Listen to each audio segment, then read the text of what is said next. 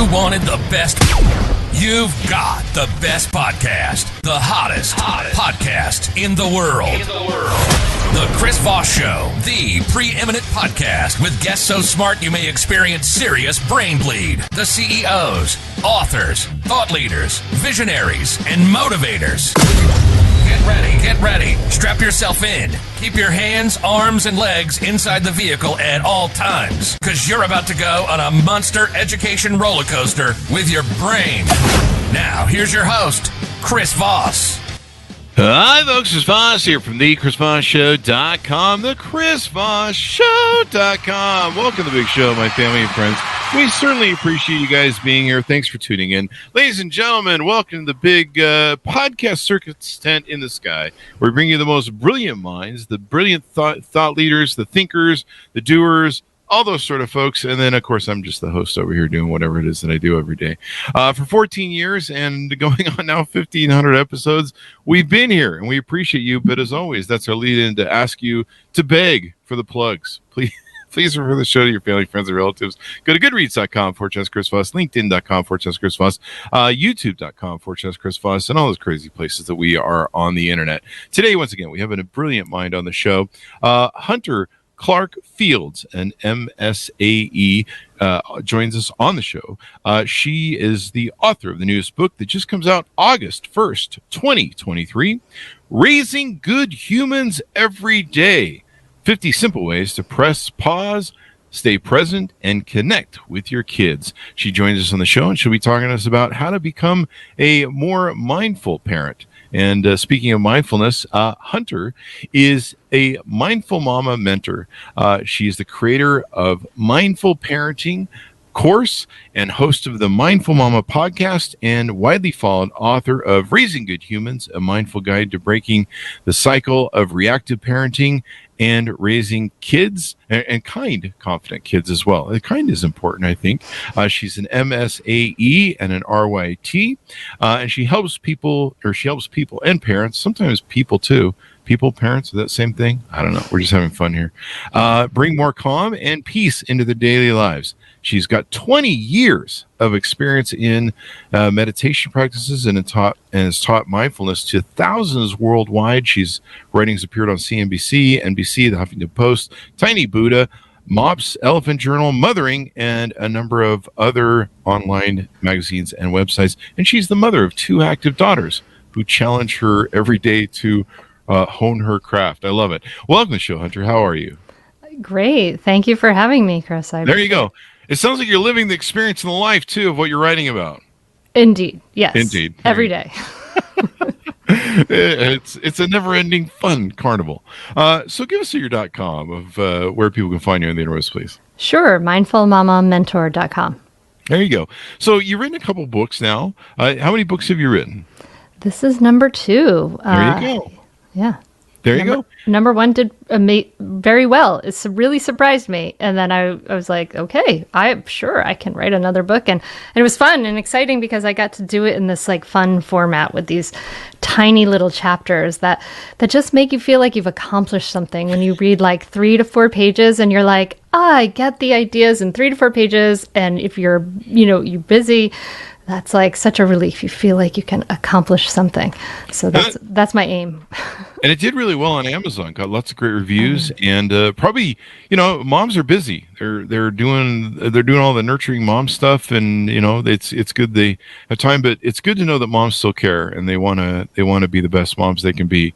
Because whenever moms decide they're just not going to give a crap anymore, well, then we're in for a world of hurt. So yeah, we're in trouble then. There you go. So what motivated you to add on to it and write this book? Well, I wrote Raising Good Humans initially because of my temper. That was my motivation. I was doing terribly. I wasn't like naturally an expert at any of this. I had like a bad temper and I was really struggling.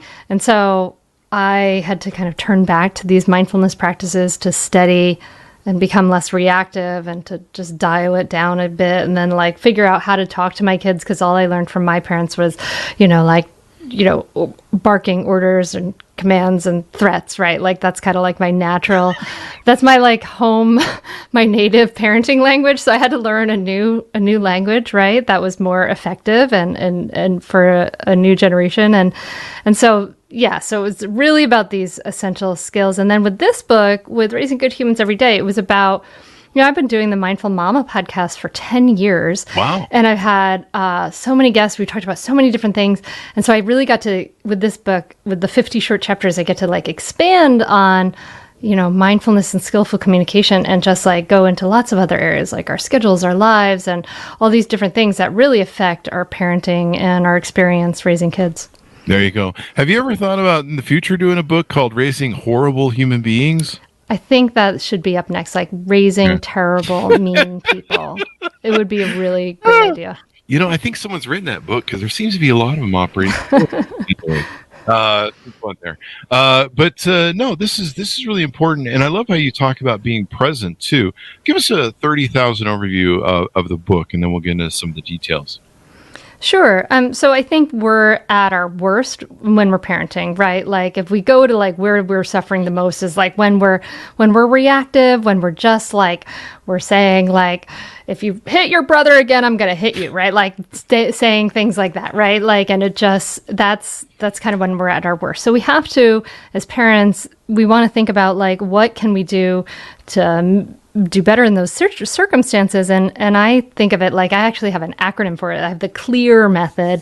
And the whole idea is to calm our reactivity because we may hear like good ways to respond from well-meaning parenting coaches and say like, respond to your kids this way, it's better. And then when you're reactive, when your nervous system's like on overdrive, you're stressed, you can't even access that. Like literally the stress response is bypassing that slower part of your brain where all that knowledge is kept. So we have to, calming our stress response, becoming less reactive has to be the foundation for anything else we want to do. If we want to actually make a choice in how we want to respond, rather than just respond out of autopilot, we have to work with calming our nervous system. It has to be the foundation. There you go. And probably all of what you described doesn't work well if you're not getting any sleep. Most of my friends that I know have kids, I don't have any. I think legally it's against the law or something for me to have children. They've seen me and I've seen them. But basically, if you don't have sleep, my friends will tell me, they'll be like, I haven't slept in 14 years, Chris. And I'm like, what? I mean, that's the whole reason I didn't have kids, is I really enjoy sleep. But it's hard if you don't have sleep to, deal with all the stuff that you talked about as well. Oh, yeah. I mean, it's definitely a foundation. And part of that, like not getting enough sleep, especially for moms, is this whole mindset that we have in our culture of like the self-sacrificing mom being so wonderful. Yeah. But it really leads to, it's actually like a really toxic idea because it leads to this idea that, I don't need any sleep, but none of us functions well on no sleep. None of us functions well if our needs aren't being met, if we don't have like time with supportive family and friends, if we don't get we're always putting ourselves last, or we don't get exercise, or we don't get sleep.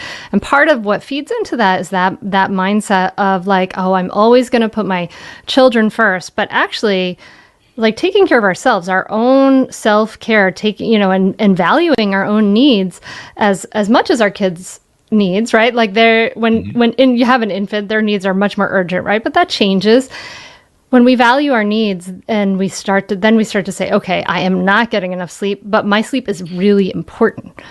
It's the foundation for me being able to respond as a kind, conscious human being to my kids. So what can we do about it, right? Like this is actually, rather than being a martyr and saying, this is what the great self-sacrificing mom does. Like, don't do that BS.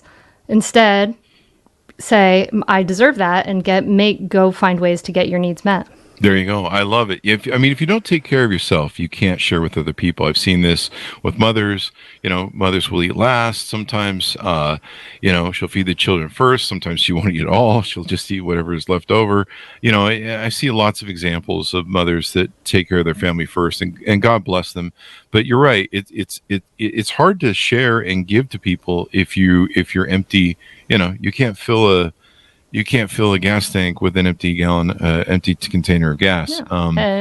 It leads to burnout and resentment, ultimately, Yep. and Burnout, that's, resentment. so, and plus you're modeling for your kids. The best parenting is in modeling. What are you, if you want your kids to speak respectfully to you, you've got to speak respectfully to them. If you want them to, they're watching every moment, right? For 18 years. So like, if you want them to turn into people who don't value their own needs and sacrifice themselves for everybody else first, then maybe you should go ahead. But if that's not what you want for your kids, maybe you should start to value your own needs too. There you go. Let's hear a little bit of your origin story. How did you get down this road, and what guided you kind of into this practice? I understand that you have the title of MSAE.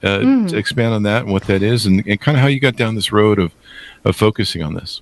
It was kind of a surprise, sort of twist in my journey for me. My MSAE stands for Master of Science in Art Education. And so I was briefly a high school art teacher, and it felt like it was killing my soul. It was the first time I ever had panic attacks in my life, was in that parking lot.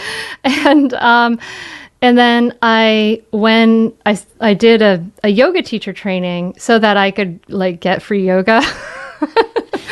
And then as I got into that helped me kind of follow my mindfulness practice a little bit more. The mindfulness practice was something I'd started learning about when I was a teenager, just desperate for some relief for the intense sort of ups and downs of being a highly sensitive person. And so then as I moved away from teaching, and then I had my first child, that was when I started to sort of pursue, follow this other line of blogging and writing. And then from that eventually came a lot of learning, a lot of different trainings and learning to then bring myself to this place where I can offer these practical tools, but also with the standpoint of no, this wasn't something I was naturally good at. It was something I was naturally kind of I kind of sucked at it. I was good at a lot of other things, but I was really felt like I was failing at this. And so I was wanted to know, what actually works. How do you do these things? So everything I write is very, very practical. I really want to help parents in a very easy, practical way. There you go. And you talk about staying present, and I really love this concept of staying present. I was going through a very hard time, and I couldn't control my mind, and things were out of control. And my dogs, which are my children, would come up to me, and I just felt like they were passing me by in life, and I couldn't connect to them. I just sit there and look at them. I was like, why can't I feel like I'm connecting? And then I read Eckhart Tolle's book under recommendation from a friend. And it sounds like you use some different techniques like meditation and yoga. Tell us a little bit about that and why it's important to be present. And, a lot of people, they go through raising kids and it's over before they know it. I hear a lot of my parent friends complain about it. They're like, geez, where'd the time go? Yeah, I mean, there's so many reasons to be present. I mean, for parents, I think, for me initially as a high schooler, I was struggling with intense ups and downs, kind of my whole life. I'd felt things very deeply. And the mindfulness practices, they really helped me to recover more quickly, to interrupt negative thought cycles, and to bring myself back to the present moment. And what that does beautifully is when we're always our brains are in these, black boxes in our skull, right? They're just trying to keep us alive and keep us safe. So they're always predicting the future. And so our brains sometimes, are delving into the past, but a lot of time it's into the future. It's planning, it's worrying. That's what the natural human tendency towards anxiety comes from, is kind of keeping us alive. And when we can, a mindfulness practice, what's beautiful about it is it helps us to interrupt that. And it's not it goes away. It's not you stop thinking. That you have to have a lobotomy or something. We don't want that, right? I've got one scheduled next week. The brain thinks just as the ears hear and the eyes see. So we practice to come back to the present, and it just provides this relief from the constant foreshadowing and going in the future. And then for parents, it's a shame because so many of us, we want to be good parents. So we go into it in this like kind of achievement mode, maybe that we've had for a lot of our lives. So we've been trained in from school and things like that, where we want to get the good grade and we want to do the extra credit, right? So we plan the big blowout vacation. We have all the different classes and things, everything's lined up. But then what happens is our brain is then in constant autopilot mode, where we're planning, we're on logistics for dinner and next week and tomorrow and getting to the class and getting to this and doing all these different things.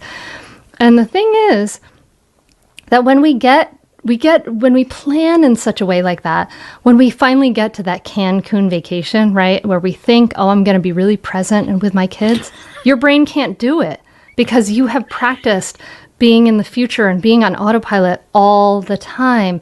And the only place we can love our children is in the present moment. Exactly. That's it. That's the only thing. And so the thing they want most from us is to be seen, to be heard. They want that expression of delight in seeing them and accepting them just for who they are, just for existing. And that is this incredible gift we can give another human, our children. And we can't do it if we're always moving forward in the future forward, when we're always in autopilot mode. So it is imperative, if we want to actually experience this experience of life, of being with these humans, right, that maybe, likely came out of our bodies, right? Like, we have to practice a little bit every day to interrupt that autopilot and come back to being present. I see you. I hear you. I am here in this moment with you. There you go. Hi, folks. Here's Voss here with a little station break. Hope you're enjoying the show so far. We'll resume here in a second. I'd like to invite you to come to my coaching, speaking, and training courses website. You can also see our new podcast over there at chrisvossleadershipinstitute.com. Over there, you can find all the different stuff that we do for speaking engagements if you'd like to hire me, training courses that we offer, and coaching for leadership, management, entrepreneurism, podcasting, corporate stuff. With over 35 years of experience in business and running companies as CEO. And be sure to check out chrisvossleadershipinstitute.com. Now back to the show. It's so important, especially because life goes so fast by you. And sometimes, we don't have a full run with the people that are in and out of our lives, or maybe we're the person who's not going to be the full run. Maybe a parent passes away beforehand. The imprint that parents leave on children is like so important. You mentioned earlier about, you're setting example for them. In my book, I wrote about how even parents are leaders. People think of leaders as, CEO, a guy who runs Apple computers. And I talk about how parents are leaders too. You're leading, but you're also setting an example and showing how to be, number one, like you talk about, a good human being. Or, some people might be showing something different. I've seen it on cops. And also the relationship you have between a masculine and feminine in the household. You show how that dynamic works and raises, and all that gets representation and imprint into their brain. And if they don't have good imprints of, what a good person is, someone who operates with good morals, honesty, integrity, et cetera, they're going to grow up and have some problems, I think. I don't know. I could be wrong. No, absolutely. I mean, and that's the thing is like, that modeling piece is so huge. And it's funny because we kind of have, and this kind of goes into sort of that communication piece, right? Like there's that piece about being less reactive, and then how do we communicate? A lot of us just kind of, we replay the same things that our parents did with us, and just, that's our model, right? We're not taking any classes. A lot of us, we're not learning. And that we think that, we have these ideas of like, well, if I'm gonna bark orders at my kid and I'm gonna threaten my kid, and then I'm gonna expect them to be very respectful to me.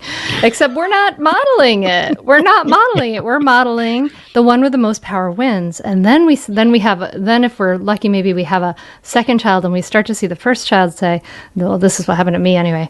Saw the first child barking orders and yelling at the younger child, and I was like, oh, wow, that's what I sound like. Uh-oh, and that's a great, wow. that's a great gift because then we can say, oh, okay. I think parents, we're going to repeat ourselves with our kids a bazillion times because that's just the nature of human beings. And that's how we learn is we learn through repetition. All human beings do, adults do. If you think you want your kid to do something the first time you say it, imagine an adult just like getting something the number one time you say it and then kind of shift those expectations. But we're going to repeat ourselves a lot.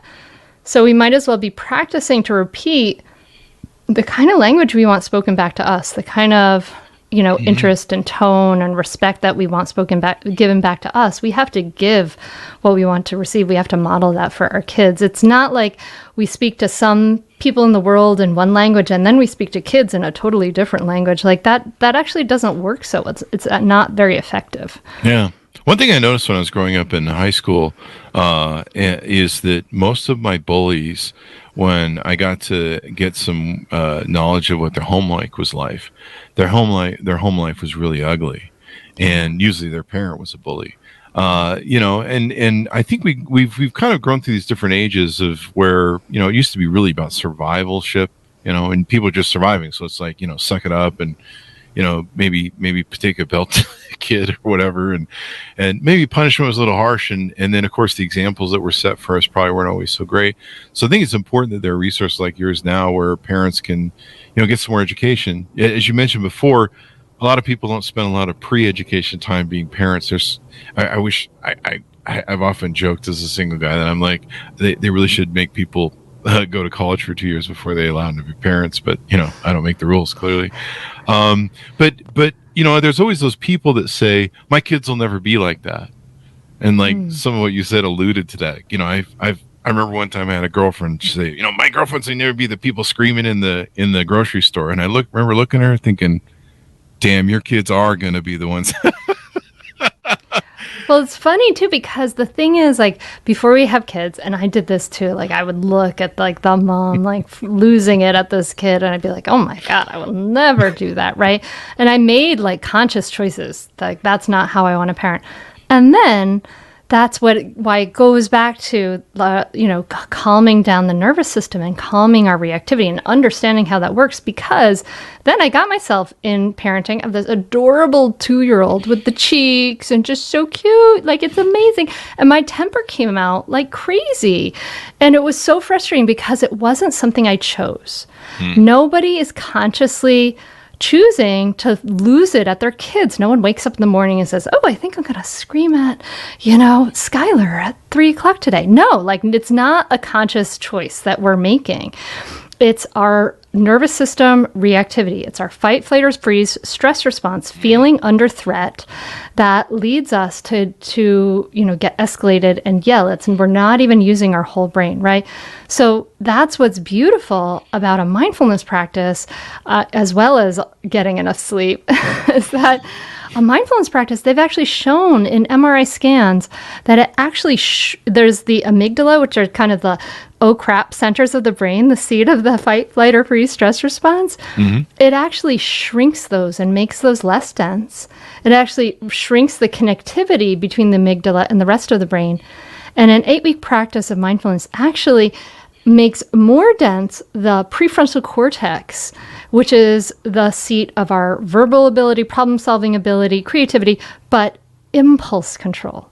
Impulse control, right? It actually increases that in the brain. So this thing that can feel like I'm just sitting here and I'm not doing anything except I'm thinking the whole time and, oh, I can't do this and whatever, all this stuff. But this awareness that we build, it actually literally changes the brain so that we can be ultimately over time calmer, less reactive, and use our whole brain to make choices more often. And I think, correct me if I'm wrong, because obviously I'm not the professional in this field, but I think when parents are calm, it makes the children more calm and secure. There's a secure element.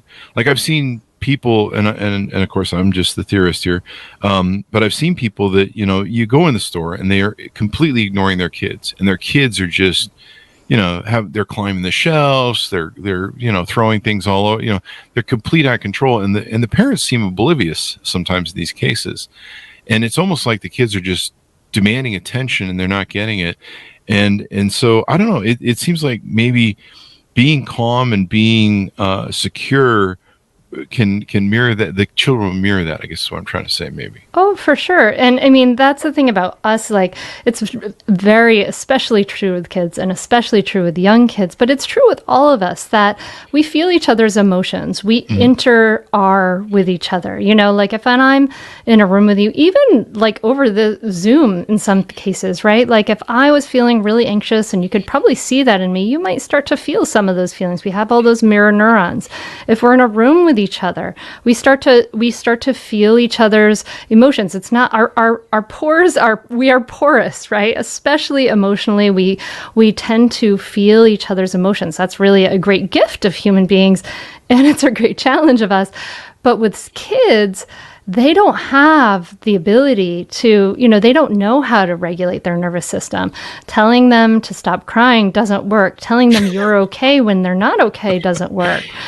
Telling them to go to their room and do it by themselves, that doesn't work. It actually makes them more, dysregulated. So how do they get regulated? It's through the process of, when they're infants, soothing them again and again and again and again and again. And then later, as they're, toddlers and smaller kids, that's why us taking care of our needs, taking care of our own stress response, that whole foundation is so important, because that's what little kids need from us. They need to borrow our calm. We need to practice to become steady and to practice some ease and to slow down a little as best we can, and under the circumstances that aren't easy for parents, because parents don't have, especially in the United States, have zero support, systems, and we're all separated from our tribes, right? So it's very hard. But as best we can, we have to, our job is to, if we want our kids to calm down, we have to calm ourselves down. Yeah. We have to, use the breath, because it's cliche. We have to remind our nervous system that this isn't an emergency, right? That I'm helping my child and all of these things. And that takes some practice. It takes some work. It's not like you're going to remember it in the tough moment, right? You have to kind of be intentional and practice it in the calm moments. And then that's when it's accessible to you when you really need it. Definitely. Should mothers be taking time out once a day to do yoga, meditate, do some of these things, and kind of maybe step away and separate themselves? Absolutely, sure. I mean, I think mothers and fathers, like anyone in a caregiving role, because caregiving kids is so hard. It's so demanding. But yeah, you should be taking a break and taking the time, for what works for you, to regulate your nervous system and to practice that calm. It may be yoga, it may be meditation, it may be something else, maybe just walking slowly through that wooded path near your house, if you have that, right? There are a lot of different, in Raising Good Humans Every Day, I offer a lot of different tools for that. But parents, we have these expectations, and especially moms have this expectation, especially if maybe we've left the workforce or something, that, now I have to be mom 24 hours a day, all the time, and that's what my child needs from me best but that's a misguided thinking, because it's great. It's wonderful to be with your child. But if you're with your child so often that you're being driven bonkers by the experience of being with a 3-year-old for 24 hours a day, multiple days a week, who wouldn't be driven bonkers by that? Then how can you get breaks? How can you just be you outside of the role of mom, right? All of that ultimately makes you a better parent, but you should do it just for you anyway. You don't have to, back to that thing, you don't have to be a martyr. It's not good for you. It's not good for your kids. It leads to burnout and resentment and bad parenting. There you go. And I think mothers feel guilty sometimes about taking care of themselves over their kids. I mean, is that a challenge that they have? Oh, definitely. Definitely. I mean, there's so much, we live in a culture that's been patriarchal for a long time, right? Where women were not valued except in their caregiving roles. So in that mindset kind of lives on, right? We know that lives on, and that if, mothers who are assertive, are not valued, and mothers who are nurturing are, right? Like, so we know that exists. And so that mom guilt comes up, and I think it's important that's why I think it's important for moms, especially, to sort of, surround themselves with some media and things like, I do the Mindful Mama podcast, this idea of like, surround yourself with voices who are saying, no, that's BS. This is not good for you. It's not good for your kids. Like, because otherwise it's kind of like the water we're swimming in otherwise, and we need to remind ourselves that no, our needs are very important. Our needs matter. And it's not helpful ultimately for our kids to always be putting ourselves last. Like, that's not going to do the trick.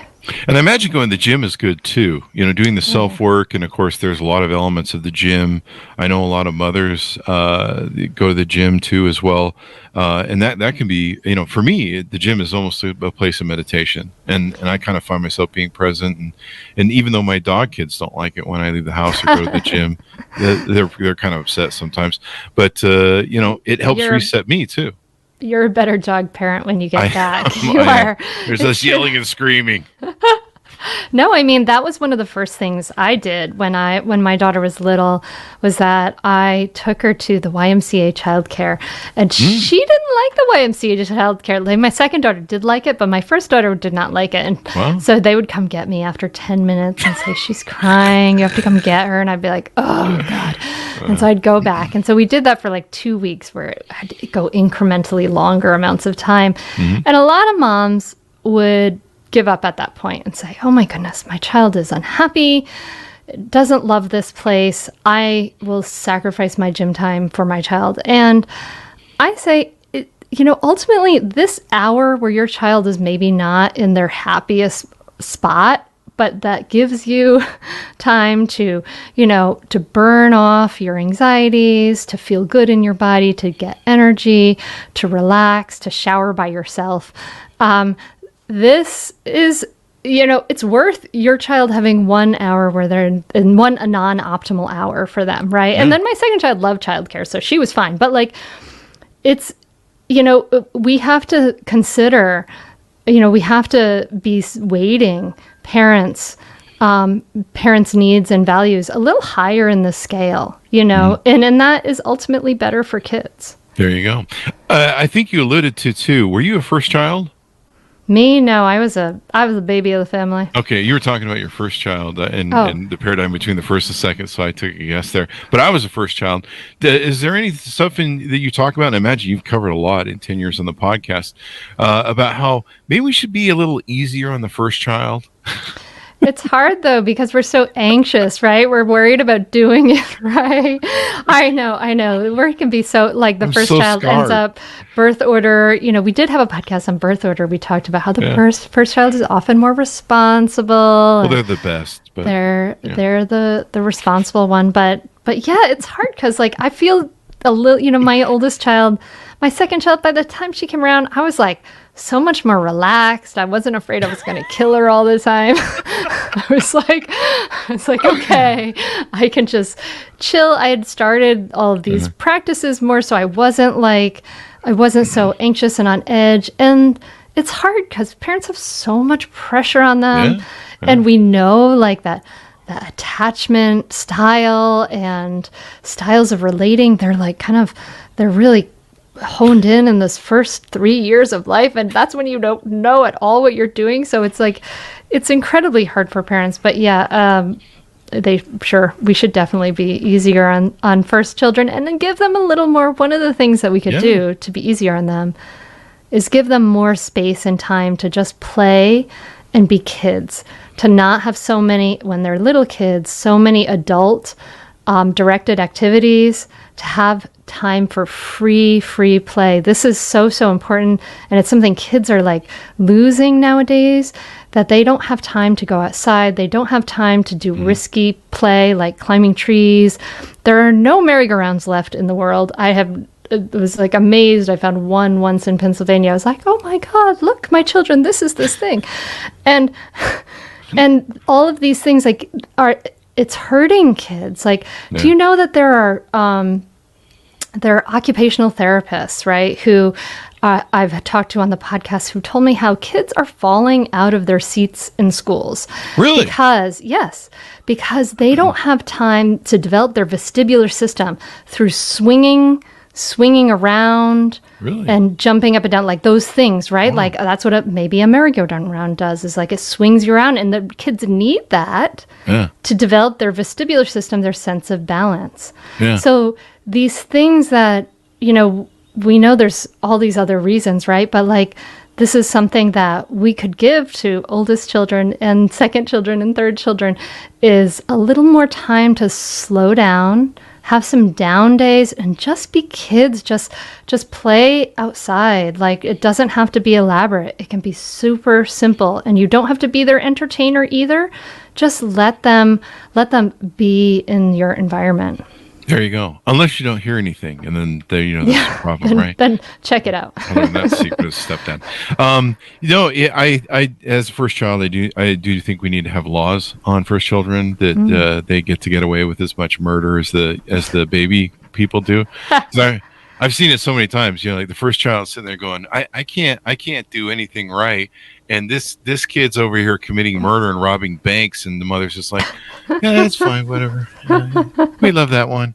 And you're just like, I'm going to murder that one. But no, I'm kidding around. Nothing we need to talk to the therapist about. Yeah, there might be some issues there. He's seen me and I've seen him. But no, it's something parents need to think about. And you mentioned a good thing about letting children explore and play. Us Gen Xers, we I don't know if it's the same merry-go-round you're referring to. You might be referring to the one with the rope, right? In the bar.